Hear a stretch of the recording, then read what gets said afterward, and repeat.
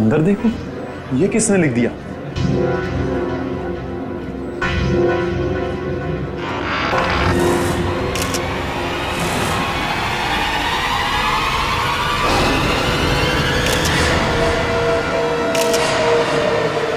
अरे कौन? ये क्या है? लाफा माता ये आश्रे आश्रे। रीढ़ की हड्डी के साथ सिर्फ ये खोपड़ी जुड़ी हुई है, कंकाल का बाकी का हिस्सा तो गायब है। सर कोई ऐसा क्यों करेगा? कहीं ऐसा तो नहीं कि वो हम सबको कुछ बताना चाहता है? हो सकता है, इसलिए इस मम्मी के एग्जीबिशन से पहले उसने इस हड्डियों के ढांचे को यहाँ पे लाके रख दिया। पर सर, इतनी कड़ी सुरक्षा होने के बावजूद खूनी ने ये सब किया कैसे होगा? हाँ श्रेया, ये बात तो है और इसका जवाब यही मिलेगा। पंकज, ये ब्लड सैंपल्स उठा लो। माहता तकलीफ फकलीचा। आप चिंता मत कीजिए, ये सब सीआईडी के ऑफिसर्स हैं, ये सब पता लगा लेंगे। क्या मुसीबत है यार ये। मिस्टर विजय सर, इस मम्मी को कपड़ा ढकने से पहले आखिरी बार कब चेक किया था इसे? सर कल रात करीब 10 बजे, तब तक सब कुछ ठीक ठाक था। मतलब 10 बजे के बाद कोई अंदर घुसा और उसने ये सब किया? सर इस हॉल में 3 कैमरा लगे, जिसने भी ये सब किया है वो इन कैमरों में जरूर कैप्चर हुआ होगा। मिस्टर विजय, इन तीनों कैमरेज की फुटेज चाहिए हमें। ठीक है sir. Varun sir, CCTV footage देखने का इंतजाम करो। ओके। आप चिंता मत कीजिए, आपकी मम्मी को कुछ नहीं होगा और अब ये हमारी जिम्मेदारी है। और वैसे भी अब सीआईडी वाले आ चुके हैं, वो सब संभाल लेंगे। कितना टाइम लगेगा? और सर वो आ गया। सर फुटेज तैयार है। सबको दिखाओ।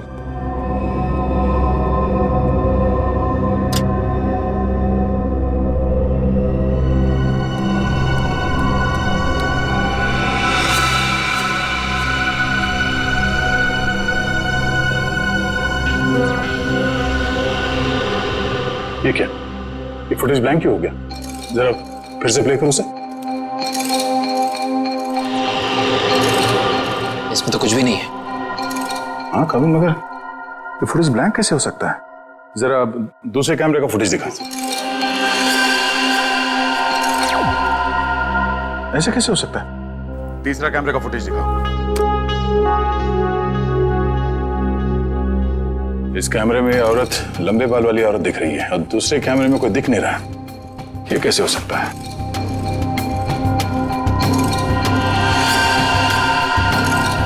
एक कैमरे में दिखी और दूसरे में गायब, कैसे हो सकता है?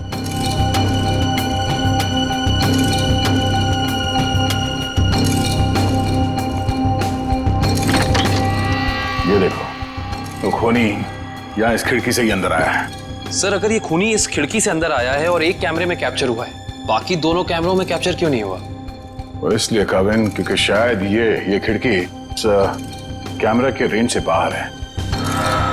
तो यहां से अंदर आने के बाद वो इस तरफ गया होगा, छुप के निकला और इस कैमरे के नीचे से होते हुए वो आगे बढ़ा और यहां से आगे जाने के बाद उसने इस कैमरे को लेजर लाइट से ब्लाइंड कर दिया और यहां से आगे गया और उस हड्डियों के ढांचे को यहाँ इस कैमरे से नीचे लेके और फिर शायद वो लेजर उसने इस कैमरे पे मारा और फिर उस हड्डियों के ढांचे को यहाँ पे रख के चला गया, मगर जाते वक्त वहां उस कैमरे में वो कैद हो गया। सर इसका मतलब जिसने भी ये किया है वो अच्छी तरीके से जानता था कि इन कैमरों में कैद कैसे नहीं होना है। इसका मतलब वो जो कोई भी है उसे इस म्यूजियम की अच्छी जानकारी थी। सर यानी कि ये सारा काम किसी अंदर वाले का है, यहाँ किसी काम करने वाले का। हाँ श्रेया, ये काम यहाँ के किसी कर्मचारी का ही है। सर वो खिड़की देखने में काफी छोटी लगती है, मतलब जो भी अंदर आया है वो ज्यादा कद का नहीं होगा, 5 फीट के आसपास। और सर वो आदमी बहुत पतला दुबला होगा। आदमी क्यों, वो कोई औरत भी हो सकती है। उस फुटेज में उसके काफी लंबे बाल थे। नहीं सर, ये दोनों ऐसा काम नहीं कर सकती, ये तो हमारे यहाँ काफी सालों से काम कर रही हैं। तो फिर कौन कर सकता है? एक मिनट, जरा वो फुटेज दिखाना जहां पे वो औरत दिखी थी फ्रेम में। पॉज करो सर, अब जरा जूम करना। इस औरत के तो साइड हॉक्स है। सर ये लड़कियों का कोई नया फैशन है? नहीं पंकज, ये कोई औरत नहीं है। औरत के भेष में कोई आदमी घूम रहा है। औरत के भेष में आदमी? मिस्टर विजय सर, आपके स्टाफ में कोई ऐसा है जो इस वक्त यहाँ पे मौजूद नहीं है? हाँ सर, एक कर्मचारी था जो टूर गाइड का काम करता था। मतलब अभी कहाँ है? सर वो 2 हफ्ते पहले म्यूजियम का कुछ सामान चुराते हुए रंगे हाथों पकड़ा गया। अनिल नाम था उसका। हाँ सर, अनिल की कदकाठी ऐसी है कि वो इस खिड़की से आ जा सकता है। और एक म्यूजियम को एक टूर गाइड से बेहतर कौन जान सकता है? इस अनिल से मिलता है। बड़ी अजीब बात।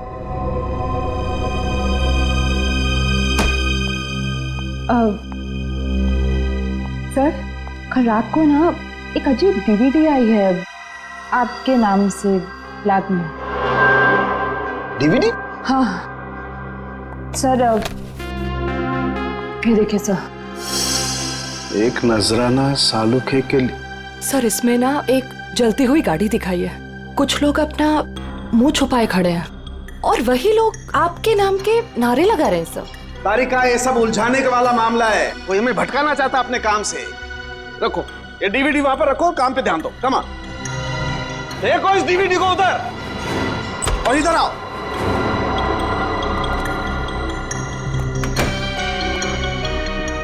क्या हुआ बॉस? कोई सवाल नहीं पूछा आते? खामोश है सबके सब। चलो कोई बात नहीं, मैं आपको ऐसी बात बताता हूं जिससे शायद आपका मौन व्रत टूट जाएगा। बॉस, बड़ी माथा पच्ची करने के बाद, अच्छी तरह से जांच करने के बाद पता लगा कि इस रीढ़ की हड्डी में छेड़छाड़ की गई है। रीढ़ की हड्डी के साथ छेड़छाड़ की मतलब ये कि इस रीढ़ की हड्डी की हर वर्टिब्रा को गौर से देखो तो पता चलता है कि सारी वर्टिब्रा उल्टे सीधे क्रम में लगी हुई है। रीढ़ की हड्डियां गलत क्रम में लगी है, इसका क्या मतलब हो सकता है यार? मतलब ये कि देखो ये वर्टिब्रा C1, इसके बाद होनी चाहिए C2, लेकिन यहाँ पर है C7, और ऐसे ही ये सब कुछ उल्टा पुल्टा। तो रीढ़ की हड्डी में बाकी हड्डी के टुकड़े अलग ही क्रम में? हाँ, सारी हड्डियां बिल्कुल उल्टी पुल्टी लगाई गई है। जैसे कि C1 के बाद आना चाहिए C2 पर है C7, फिर आना चाहिए C3 पर है C2, और उसी तरह से सारी हड्डियां। C1 C7, डॉक्टर साहब ये क्या है, कुछ समझ में नहीं आ रहा है। अरे तुम्हारी क्या निखिल, हमारी समझ में नहीं आया भैया। बहुत खोपड़ी लगाई तब पता चला है। किसी ने बड़ी होशियारी से, बड़ी सावधानी से ये हर वर्टिब्रा को उल्टा सीधा क्रम में लगाया है।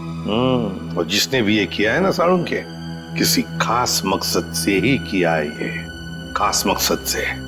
और एक बात, जिस किसी ने भी ये किया है ना बॉस, उसे मानव शरीर की और मानव की हड्डियों के ढांचे की बड़ी अच्छी जानकारी है। सर ये सब करने के लिए कोई इतनी तकलीफ क्यों उठाएगा? सचिन, मुजरिम ये सब करके हमें ये बताना चाहता है कि हमारा मुकाबला किसी साधारण आदमी से नहीं है, वो बहुत खतरनाक है। सिर्फ खतरनाक ही नहीं, दिमागी बीमारी है इस आदमी को। सिर्फ इतना ही नहीं सर, इन हड्डियों पे जो खून लगा हुआ है, टेस्ट करने के बाद पता चला कि वो किसी एक इंसान का नहीं है, बल्कि 3 अलग अलग लोगों का है। क्या मतलब सर 3 और लोग मरे? खून 3 और लोगों का है? 3 लोग और मरे हैं? सचिन, 3 लोग मरे हैं या जिंदा, ये तो तभी पता चल जाएगा जब हम इस सिरफिरे को पकड़ लेंगे तब। लेकिन जिंदा।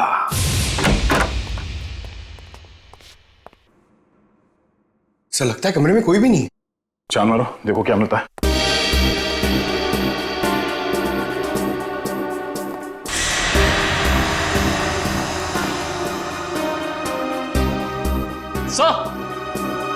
सर ये देखिए, अनिल सर जिंदा है, मगर सांसें बहुत धीमी चल रही हैं इसकी। पंकज, एम्बुलेंस को फोन करो जल्दी। हाथ खोलो। ये क्या? Pen drive? Play me. तो इसे चलो जल्दी।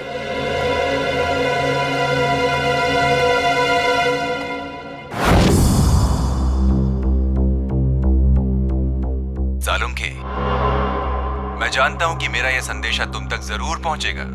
मैंने सुना है कि तुम दुनिया के एक प्रसिद्ध फॉरेंसिक विशेषज्ञ हो और मुश्किल से मुश्किल केस को चुटकी बजाते ही हल कर लेते हो। मैं ऐसा नहीं मानता।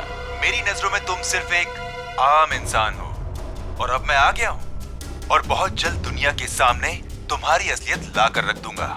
सालुंखे, मैंने 3 आदमियों को बंदी बनाकर रखा है। अब उनकी जिंदगी तुम्हारे हाथों में है। तुम चाहो तो उन्हें बचा सकते हो। तुम्हारे पास जो रीढ़ की हड्डी है उसके जरिए उन तक पहुंच सकते हो, लेकिन तुम्हारे पास सिर्फ और सिर्फ 6 घंटे हैं। तो दिखाओ अपनी काबिलियत, और अगर तुम उन 3 लोगों को नहीं बचा सके तो उनकी मौत की जिम्मेदार होगे तुम। और तुम्हारा समय शुरू होता है अब।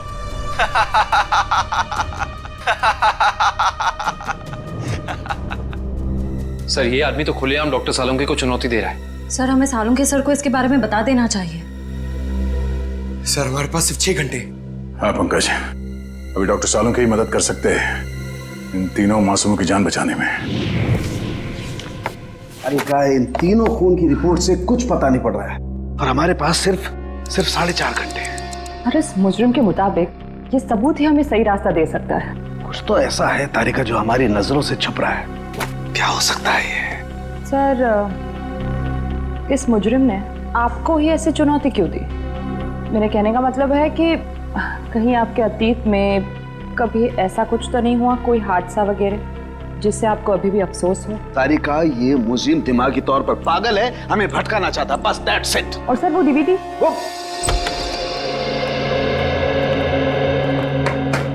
क्या हुआ सालुंखे, क्या पता चला? बॉस, हमारे पास सिर्फ 4.5 घंटे, वक्त गुजरता जा रहा है और मुझे अभी तक कुछ पता नहीं चला है। यार वही मैं तुझे कहने आया हूँ कि जल्दी बता। बस मुझे लगता है इस रीढ़ की हड्डी में कोई कोड है। मुझे एक एक वर्टिब्रा फिर से चेक करनी पड़ेगी बस।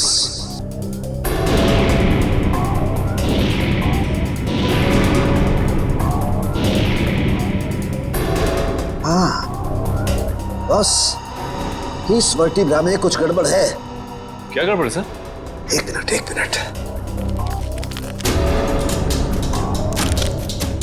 एक मिनट बस।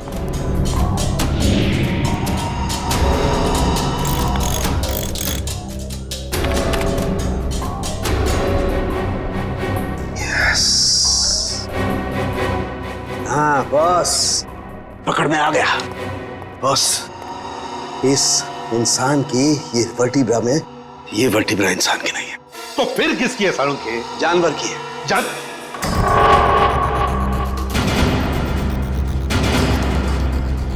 यार तू क्या कह रहा है? बॉस, थोड़े से टेस्ट और करने पड़ेंगे, लेकिन एक बात कंफर्म है, ये वर्टिब्रा किसी जानवर की, और जानवर में भी ये वर्टिब्रा कुत्ते की। कुत्ते का वर्टिब्रा है? हाँ बस। इंसान की रीढ़ की हड्डी में कुत्ते की? सर, ये कैसे हो सकता है सर? निखिल, पूरी हड्डी नहीं, सारी वर्टिब्राज में से सिर्फ एक ये वर्टिब्रा कुत्ते की है जो इसमें बदल दी गई है, ताकि हमें लगे ही नहीं कि ये किसी कुत्ते की हड्डी है। लेकिन सर, रीढ़ की हड्डियों को उल्टे सीधे तरीके से जोड़ने की वजह क्या हो सकती है? शायद हमें भटकाने के लिए बॉस। हाँ, ये हमें उलझाने की कोशिश कर रहा है, बड़ा चालाक है ये। वो चाहता है कि हम ये C1, C2, C3, C4, C5 इन वर्टेब्रेज में फंसे रहे हैं, और हमारा ध्यान इस कुत्ते की रीढ़ की हड्डी पर न जाए। एक बात और बॉस। क्या? इस हड्डी को देख करके लगता है कि ये हड्डी किसी बड़ी नस्ल के कुत्ते की हड्डी है। बड़े नस्ल के कुत्ते की रीढ़ की हड्डी? तो फिर सचिन, पता लगाना पड़ेगा ऐसे कौन कौन से डॉग ब्रीडर्स हैं जो बड़े नस्ल के कुत्ते ब्रीड करते हैं, और किन किन लोगों ने कुत्ते पाले हैं। पता चल गया? Okay, thank you sir. क्या कहा सालुंखे? सर, कुत्ते की नस्ल का पता लगा लिया उन्होंने। ये वैल्यून नस्ल का कुत्ता है सर। वैल्यून नस्ल का कुत्ता? हाँ सर, माफ कीजिएगा, आप लोगों को इंतजार करना पड़ा। बताइए मैं आपके लिए क्या कर सकता हूँ? हमें कोई परेशानी नहीं हुई, आप सिर्फ इतना मुझे बताइए कि क्या आप वैल्यून नस्ल के कुत्ते बेचते हैं? हाँ सर, ये बड़े दुर्लभ और बड़े आकार का कुत्ता है। हम इसे बाहर से मंगवाते हैं अपने कुछ खास ग्राहकों के लिए। तब तो ये आसानी से बता सकते हैं आपके इस नस्ल के अब तक कितने कुत्ते बेचे आप? हाँ सर,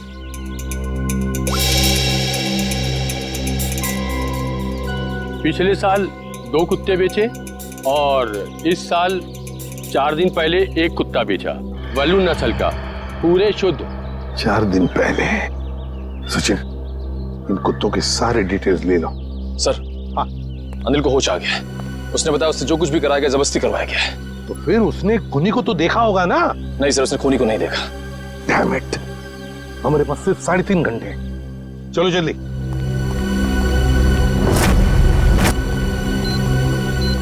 सर हमने 2 घर तो चेक कर लिए, उनके कुत्ते तो सही सलामत हैं। हाँ निखिल, अब इस घर का कुत्ता देखते हैं, शायद यहीं से कुछ पता चल जाएगा।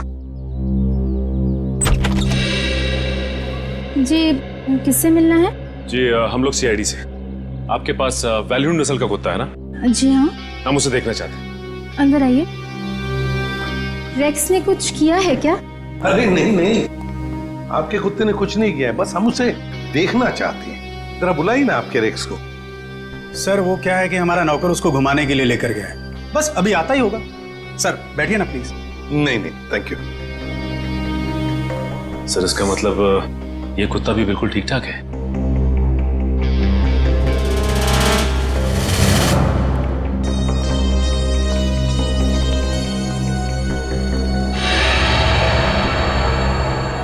क्या यही है आपका रेक्स? जी सर, आपको कोई शक है क्या? मैं फिर से पूछता हूं, क्या यही रेक्स है? जी हाँ सर। देखिए, हमारे पास जिस कुत्ते का फोटोग्राफ है उसके दाहिने आंख के ऊपर, मतलब यहां पर एक काला धब्बा है। आपके इस रेक्स में वो नहीं है। ये क्या कह रहे हैं सर आप? इसका मतलब तो यही हुआ कि जो कुत्ता आप लोगों ने खरीदा है वो ये कुत्ता नहीं है। ये क्या है? मैं क्या कह रहे हैं सर? हमें कुछ समझ में नहीं आ रहा। ये तो अब माया जी समझाएगी। क्यों माया जी, कहाँ है रेक्स आपका? वो सर। माया जी प्लीज, हमारे पास वक्त बहुत कम है, इसलिए जवाब दीजिए। किसी की जिंदगी और मौत का सवाल है, प्लीज। अशोक, रेक्स गुम हो गया था। मैं डर गई कि तुम नाराज हो जाओगे, इसलिए मैं उससे मिलता जुलता दूसरा कुत्ता खरीद लाई। हमारा प्यारा रेक्स गुम हो गया और तुमने मुझे बताना जरूरी नहीं समझा और दूसरा कुत्ता ले? आपको पता नहीं चला? सर मैं मर्चेंट नेवी में पिछले 6 महीने से मैं शिप पे था, अभी 2 दिन पहले आया हूँ। अच्छा माया जी, ये आपका रेक्स गुम कैसे हुआ? सर हमेशा की तरह मैं रेक्स को लेके रोड में टहलने निकली। वो मुझसे दूर भागने लगा। मैंने उसे पकड़ने की कोशिश की, पर पता नहीं भागते भागते वो कहाँ खो गया। और आपने उसे ढूंढने की कोशिश नहीं की? हाँ सर, बहुत कोशिश की पर मिला ही नहीं। अच्छा ये सब कब हुआ, कहाँ पर हुआ? 4 दिन पहले, जंगल के पीछे वाले रास्ते पर। जंगल का पीछे वाला रास्ता? सर हमारे पास वक्त बहुत कम है। सर जंगल काफी बड़ा और रैश ढूंढना थोड़ा मुश्किल है सर। रेडियो और पंकज को लगा दो काम पर, फोन करो उसे। Thank you very much. अरे सर, ये एसीपी सर ने हमें अचानक यहाँ क्यों बुला लिया? पता नहीं यार, एसीपी साहब का ऑर्डर है भैया, मानना तो पड़ेगा। हाँ सर, मैंने सुना है इन जंगलों में ना जंगली जानवर आते हैं। अबे तू मुझे बता रहा है या डरा रहा है? बता रहा हूँ सर, मैंने अखबार में पढ़ा है। एक बार एक आदमी इन जंगलों में कहीं घूम गया था, चीता ने पीछे से उसके ऊपर झपट्टा मारा और उसे कच्चा चबा दिया। कच्चा चबा दिया? अरे बाप रे! और चीता तो पीछे से झपट्टा मारता है सर। पंकज एक काम कर, तू आगे देखते हुए चल, मैं पीछे देखते हुए चलता हूँ, उल्टा। ओके चल। चले सर। हाँ रेडियो और पंकज लगे हैं ना काम पे? हाँ सर, लगे हुए लोग। उसकी बात समझ में नहीं आ रही है, कुत्ता माया के घर से भागा क्यों है? मुझे तो लगता है निखिल, कुत्ते को किसी चीज से ललचाया होगा, इसलिए वो भाग गया। ये सब उस खूनी का प्लान हो सकता है। अभी चल। पंकज वहां झाड़ियों में कुछ है। सर कहीं चीता तो नहीं?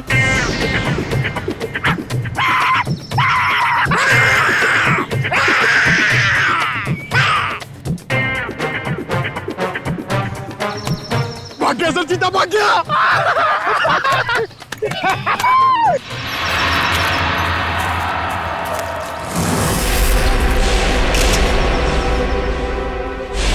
एक मिनट, ये देखो।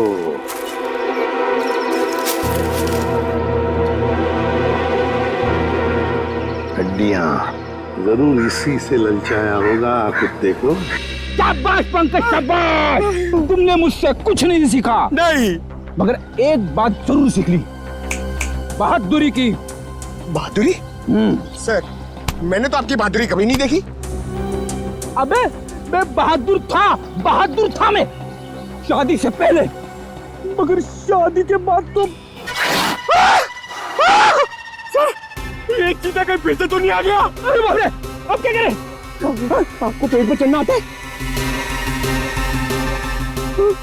नहीं पंकज, भाग भाग भाग भाग, भाग।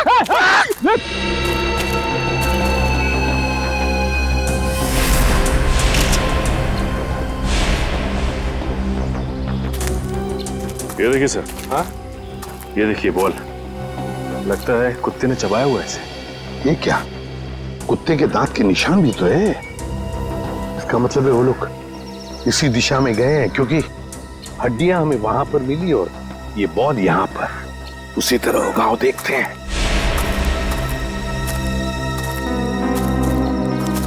ये क्या, जंगल का रास्ता तो यहीं पर खत्म हो गया। क्या करें?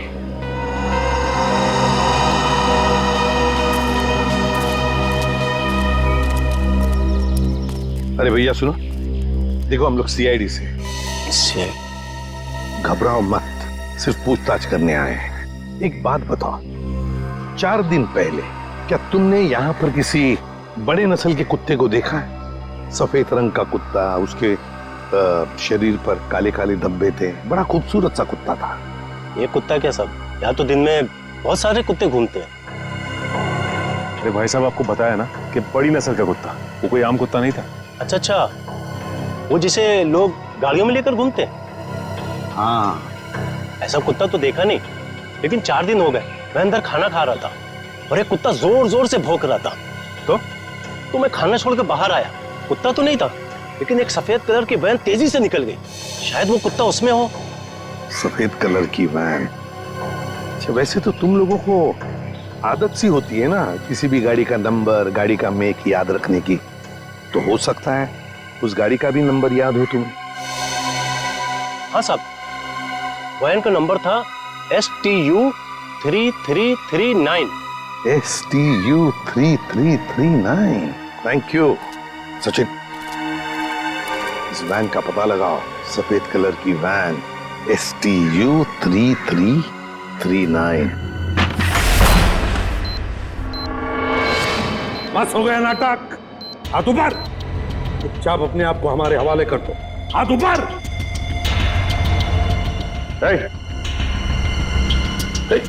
अच्छा,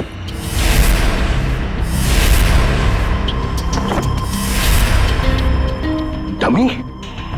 सर, एक खूनी हमारे साथ अजीब खेल खेल रहा है। हाँ, समझ।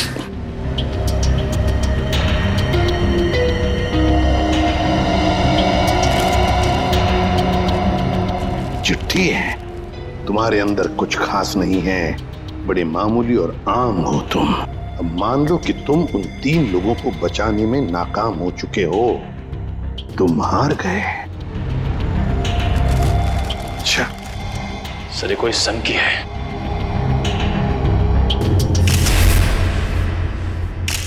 ये देखिए सर, इसके हाथ में ये फूल, लगता है कुछ बताना चाहता था हमको।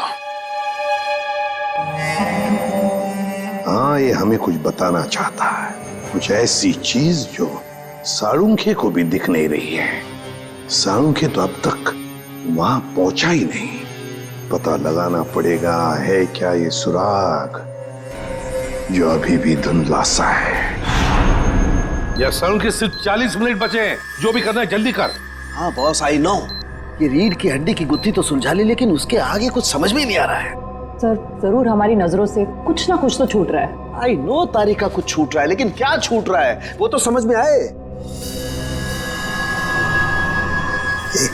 तारिका, ये स्कल पकड़ो जरा। तारिका, वो सब लो। सर, ये लीजिए सर।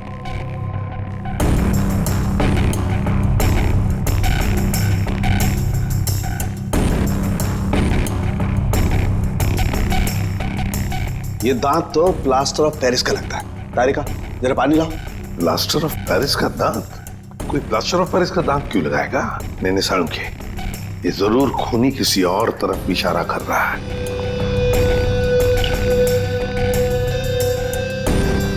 अच्छा साळुंखे साहब, ये आपके प्रोफेशन में ये प्लास्टर ऑफ पेरिस कहाँ इस्तेमाल होता है? सचिन, प्लास्टर ऑफ पेरिस अक्सर मेडिकल कॉलेजेस में कंकाल वगैरह बनाने के लिए, स्टडी के लिए इस्तेमाल करते हैं। मेडिकल कॉलेज, मेडिकल कॉलेज, ये फूल बस इस तरीके का फूल मेरे टाइम में मेरे कॉलेज में कुछ बदमाश छात्र अपनी पहचान के लिए छोड़ जाते थे। तो इसका एक ही मतलब हो सकता सालुंखे कि खूनी तेरे मेडिकल कॉलेज की तरफ इशारा कर रहा है। हाँ, तेरे मेडिकल कॉलेज की तरफ, मेरे कॉलेज की तरफ। सर, मैं आपसे जिस डीवीडी के बारे में बात कर रही थी ना, उसके वीडियो में लोगों ने जो कपड़े पहने हैं उन पे भी ठीक ऐसे ही फूल का प्रिंट बना हुआ है। किस वीडियो के बारे में बात कर रही हो तारिका? तारिका, वो वीडियो ऑन करो। हाँ सर। लगाओ लगाओ, वीडियो लगाओ।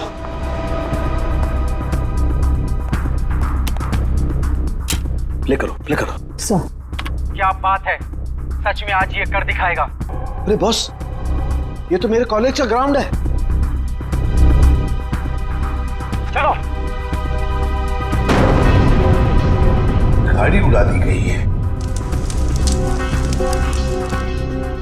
सालुंखे, सालुंखे, सालुंखे, सालुंखे, सालुंखे, सालुंखे, सालुंखे, सालुंखे, सालुंखे, सालुंखे। और वहां पर जितने भी लोग हैं सब तेरा ही नाम ले रहे हैं। सालुंखे, सालुंखे, सालुंखे। फिर इस वीडियो के बारे में पहले क्यों नहीं बताया तूने हमें? ये क्या चक्कर है सालुंखे? बॉस, कॉलेज में एक घटना के दौरान डीन की कार जला दी गई थी, लेकिन इसमें मेरा कोई लेना देना नहीं है। ऐसा तू कहता है ना सालुंखे, लेकिन खूनी सोचता है कि तेरा ही हाथ है इसके पीछे, इसलिए वो तेरे पीछे पड़ा है। नहीं नहीं सालुंखे, तेरा कुछ ना कुछ तो संबंध जरूर है इस केस से। गॉड, प्लास्टर ऑफ पेरिस का दांत लगाना, उस डमी के पास उस फूल का छोड़ जाना। My God. बॉस, बॉस, ये मुझे अपने कॉलेज की तरफ बुला रहा है। मतलब सर, इन तीनों विक्टिम्स को भी इसी कॉलेज में रखा गया होगा? हाँ, सिर्फ 30 मिनट बाकी है, तेरे मेडिकल कॉलेज में जाना होगा।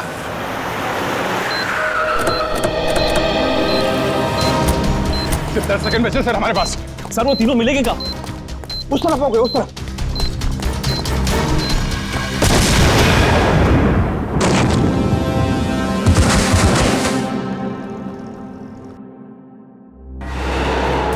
अभिषेक, डॉक्टर साहब, अब ठीक है? मैं कैसे ठीक हो सकता हूँ? 3 बेगुनाह लोगों की जान ली, क्यों किया तुमने ऐसा? संभालिए अपने आपको डॉक्टर साहब। नहीं, मैं कैसे संभाल सकता हूँ? उसने 3 बेगुनाह लोगों की जान ली है। मैं उस खूंखार को अपने हाथों से मार के रहूंगा।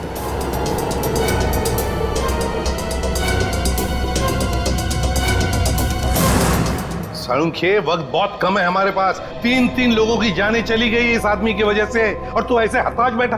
तो क्या करूं बॉस, ये मेरी गलती थी। मेरी वजह से 3 मासूमों की जान गई और मैं कुछ नहीं कर पाया। बॉस, मैं फेल हो गया। यार, तेरी वजह से जान नहीं है ये, तूने जो भी करना था सब कर लिया। अगर वक्त पर काम नहीं आया तो क्या किया बॉस? मुझे पहले क्यों नहीं समझ में आया? वो फूल, वो पीओपी का दांत, वो डीवीडी, पहले क्यों नहीं समझा? ये इशारा आया। सर, आप अपने आप को क्यों दोषी मान रहे हैं?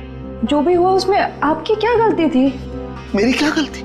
बॉस, क्या फायदा मेरे एक्सपीरियंस का, मेरे अनुभव का? क्या फायदा जब मासूमों की जान मेरी आंखों के सामने चली जाए? क्या फायदा? क्या बात करता है तू सालुंखे? अरे सालुंखे उस इंसान का नाम है जो कभी हारना नहीं जानता।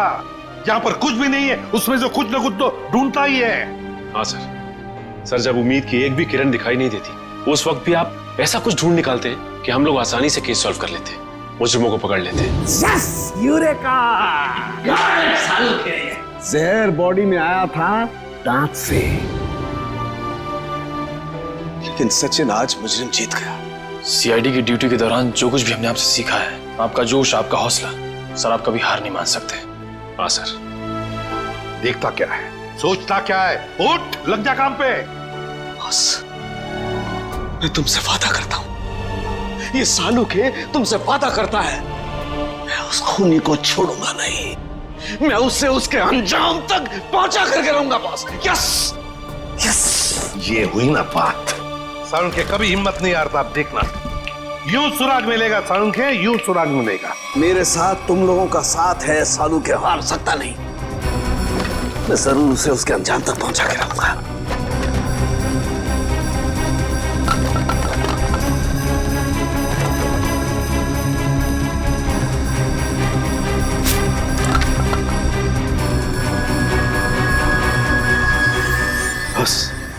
शायद किसी कार्डबोर्ड का टुकड़ा है जो अभी तक जला नहीं है। ये हिस्सा कुछ अजीब तरीके से उभरा हुआ है। हाँ यार, कुछ तो है उसके नीचे। अरे का काम करो, इसे साफ करो जल्दी। मैं कहता हूँ सारुण के जरूर कोई सुराग मिलेगा हमें। बिल्कुल बॉस, हम उस खूनी तक पहुंच करके रहेंगे।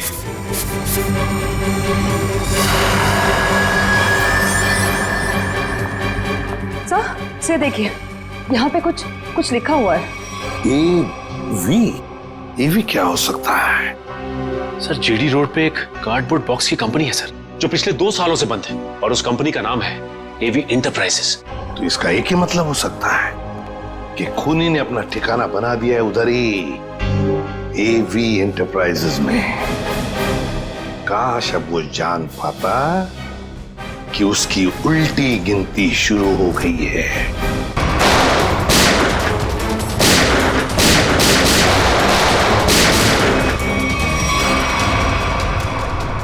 क्या बात है, अभी तो हमारा स्वागत गोलियों से हो रहा था, अभी एकदम सन्नाटा।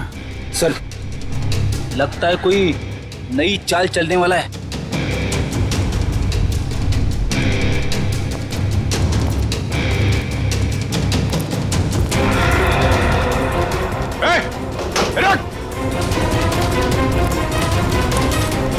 सर,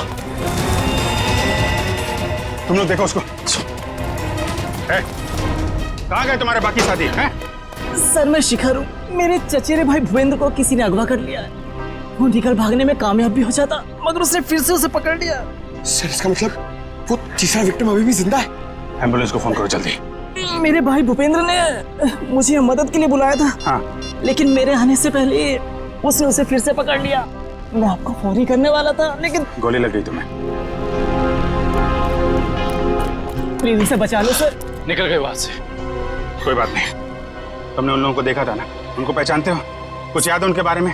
सर, मैंने खिड़की से उसकी एक झलक देखी थी। हाँ। उसका चेहरा झोपड़े के पास से जला हुआ था। चेहरा जला हुआ था?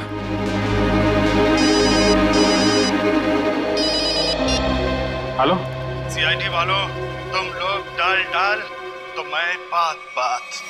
तुम लोग मुझे कभी पकड़ नहीं सकते। भूपेंद्र की मौत इतनी भयानक होगी कि उसका जिम्मेदार सिर्फ और सिर्फ सीआईडी होगी। देखो तुम लोग। हेलो हेलो, कौन था सर? खूनी अब हमें चुनौती दे रहा है। सर, पता नहीं वो लोग भूपेंद्र को कहाँ ले गए होंगे। ये मामला साळुंके साहब के अतीत और उनके कॉलेज के दिनों से जुड़ा हुआ है। तो हो सकता है ये जले चेहरे वाला आदमी उन्हीं में से कोई हो। उस समय के जितने भी स्टूडेंट थे, सबके बारे में पता लगाना होगा। क्या 20 साल पहले सोया और 1 महीना पहले जग गया? Okay, thank you. जवाब रेडी? सर, 20 साल पहले साळुंके साहब के मेडिकल कॉलेज के डीन की कार जब उड़ाई गई तो उस धमाके में कुणाल नाम का एक छात्र घायल हो गया और कोमा में चला गया। वो जिस हॉस्पिटल में भर्ती था, वहां से पता चला है कि वो अभी 1 महीना पहले कोमा से बाहर आ चुका है। बॉम्ब धमाके में घायल हुआ था, और जो खूनी है उसका चेहरा भी जला हुआ है। मुझे लगता है ये कुणाल ही खूनी है। अब बदले की आग में जल रहा है। सर, हॉस्पिटल वालों ने कुणाल का पता SMS किया। सर, जरूर वो भूपेंद्र को वहीं लेकर गया होगा। ठीक है, उसके घर चलते हैं। क्या एड्रेस क्या?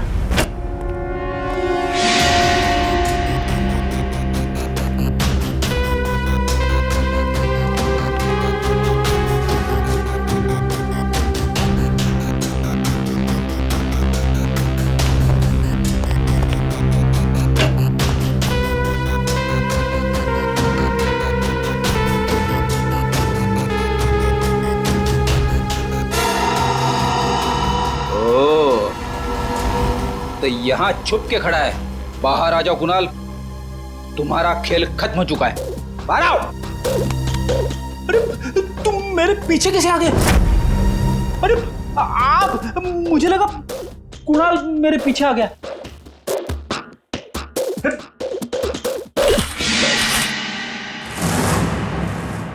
सिर्फ जूते हैं, वहां चेक करो। इस कुणाल ने तो जूते खिलवा दिए मुझे।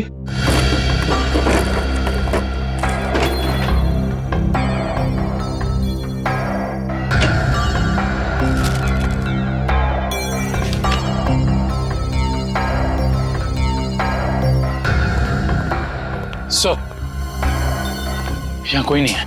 कोई बात नहीं, ये कुणाल की फाइल मिली है, देख रहा हो? सारे सर्टिफिकेट्स और ये एड्रेस देखा इसमें? दूसरा एड्रेस लिखा है यहाँ पे, 12 गोलकुंडा। कहीं भूपेंद्र को लेके यहाँ तो नहीं छुपा बैठा है?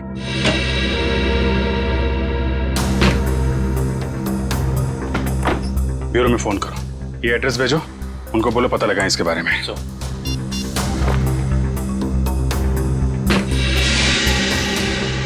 अरे सर, जल्दी आइए।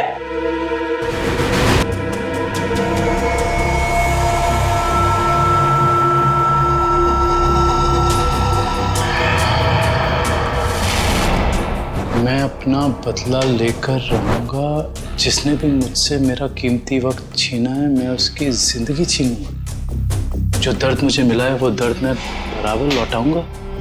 मैं तुम लोगों पर ऐसा दाग लगाऊंगा जिससे सिर्फ तुम्हारी मौत ही मिटा सकेगी। मुझे किसी भी कीमत पर अपना बदला पूरा करना है। काफी तैयारी कर रखी है इसने बदला लेने की।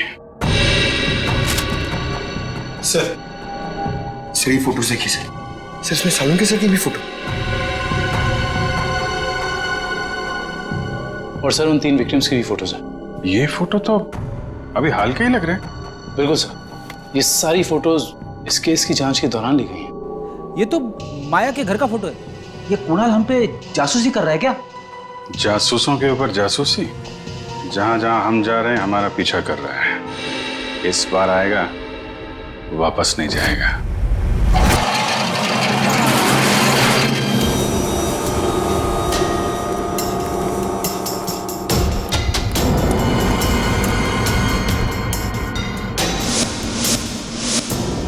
सर,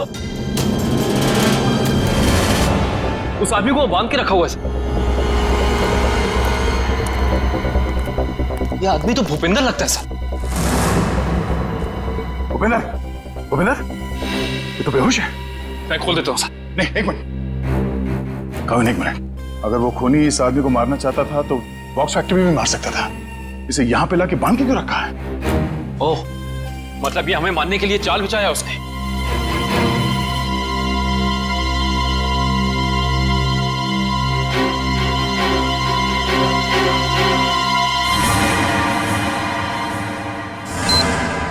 ओह नो, मौत का जाल यहां बिछा के रखा। खोलो इसे जल्दी।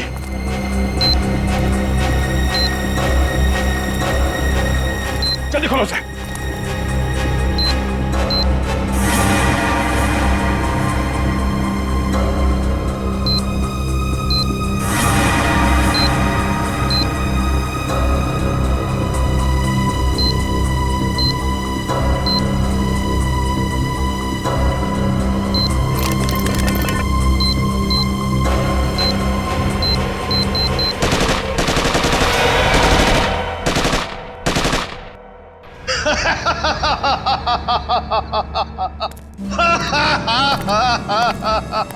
मुझसे बेहतर कोई भी नहीं हो सकता, कोई भी नहीं। मैं कुणाल, मैं कुछ भी कर सकता हूं, कुछ भी। मैंने सीआईडी वालों को सुला दिया, मौत की नींद सुला दिया। अब दुनिया में इसके बाद कोई भी अमन और शांति का जिम्मा अपने कंधे पर नहीं उठाएगा। अभी एक को सबक सिखाना बाकी है। सालुंके, अब तुम्हारी बारी है, तुम्हारी बारी है। अब तेरी बारी है कुणाल। तुम लोग जिंदा कैसे हो सकते हो? तेरे जैसी बीमारी सीआईडी का कुछ नहीं बिगाड़ सकती। सीआईडी मरती नहीं, मारती है तुम जैसे गुनहगारों को। क्या कह रहा था तू? डॉक्टर सालुंके को सबक सिखाएगा? हाँ, चल तुझे डॉक्टर सालुंके के पास पहुंचाते हैं।